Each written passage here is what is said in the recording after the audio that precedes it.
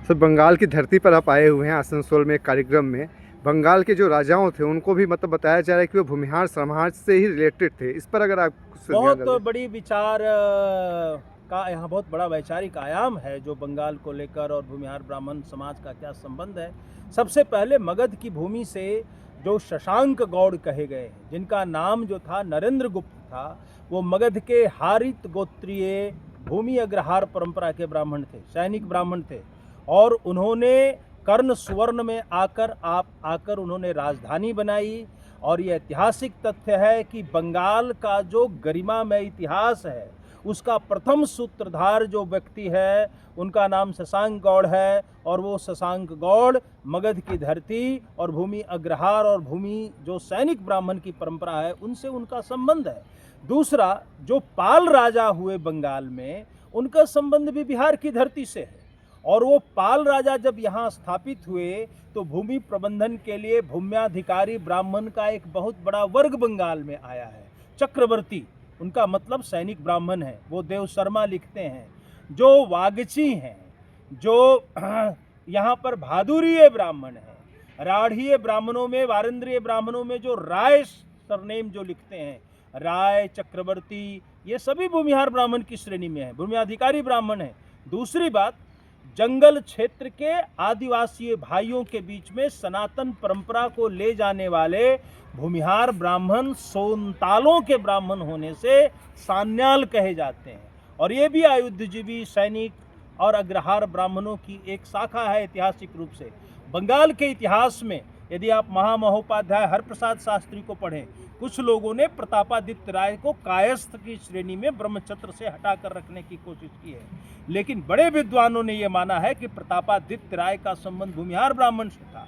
रामचंद्र राय और केदार राय जैसे लोगों ने, जिन्होंने मुगल सेना को चुनौती दी, वो भूमिहार ब्राह्मण वर्ग से आते थे। और बंगाल सल्तनत की जब स्थापना हुई है, मुर्शिद कुली खां, अलीवर्दी खां की जब यहाँ पर परंपरा और शासन स्थापित होती है, तो उस समय महिषादल का जो राज्य है वो भूमिहार ब्राह्मणों का राज्य है। धौसाबाद जो है वो भूमिहार ब्राह्मणों का राज्य है। काकिना राज्य, बुलबुल चंडी राज्य, वीरभद्रपुर, लाल गोला और इस तरीके से अन्यान्य पृथक जो राज्य है, नेटोर, वो भी आयुधजीवी ब्राह्मणों का राज्य है। और भूमिहार ब्राह्मणों से उनके बहुत गहरे संबंध रहे हैं।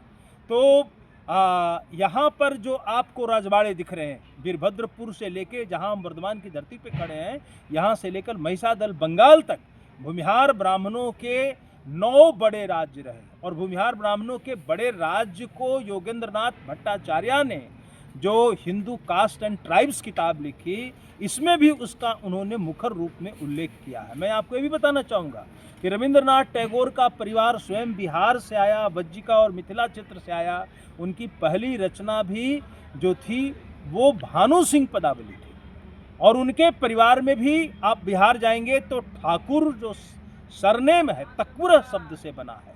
ये काश्यप गोत्रीय भूमिहार ब्राह्मणों का प्रमुख सरनेम है मुजफ्फरपुर क्षेत्र में, समस्तीपुर क्षेत्र में।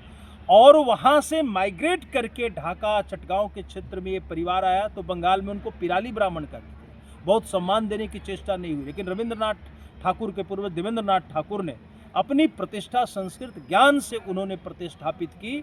तो बिहार से ऐसे उनकी पत्नी का भी सरनेम राय हुआ करता था। और गाजीपुर क्षेत्र से, बक्सर क्षेत्र से कई राय लिखने वाले बंगाल के ब्राह्मण राजवंश वस्तुतः भूमिहार ब्राह्मण थे। और वहाँ पर भोजपुर क्षेत्र के लोग, खास करके लाल गोला, आप राजा भारवेंद्र नारायण राय की बात करें, योगेंद्र नारायण राय, जिन्होंने बंकिम चंद्र चटर्जी को आश्रय प्रदान किया था, और उनके आश्रय में ही आनंद मठ और वंदे मातरम की रचना हुई है। आयुधजीवी भूमिहार ब्राह्मण से सांकृत गोत्र के भूमिहार ब्राह्मण बाबा भवानी सिंह ठाकुर और भवानी ठाकुर, जिनको कहा गया है, जो देवी चौधरानी के मुख्य पात्र हैं। और जब देवी चौधरानी उनसे पूछती है कि आप देखने से ब्राह्मण प्रतीत होते हैं, तो वहाँ भवानी ठाकुर ने कहा है कि मैं ब्राह्मण तो हूँ, लेकिन पुत्री, प्रत्येक ब्राह्मण एक जैसा नहीं होता है।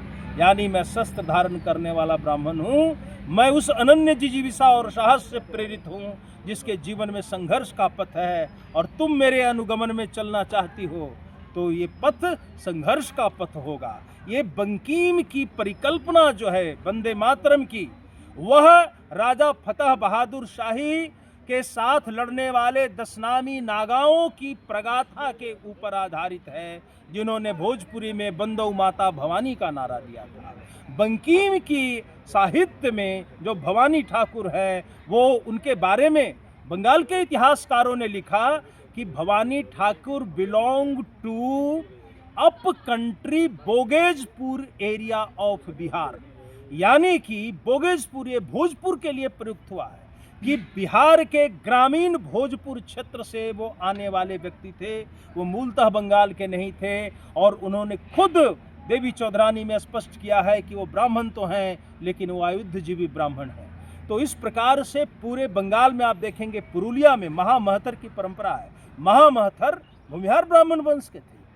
तो ये भूमिहार ब्राह्मण वंश ने पुरुलिया से लेकर महिषादल तक, लालगोला तक, धौसाबाद में, काकिना में, बुलबुल चंडी में यहाँ सशक्त शासन दिया है और समाज के उत्थान का काम किया है।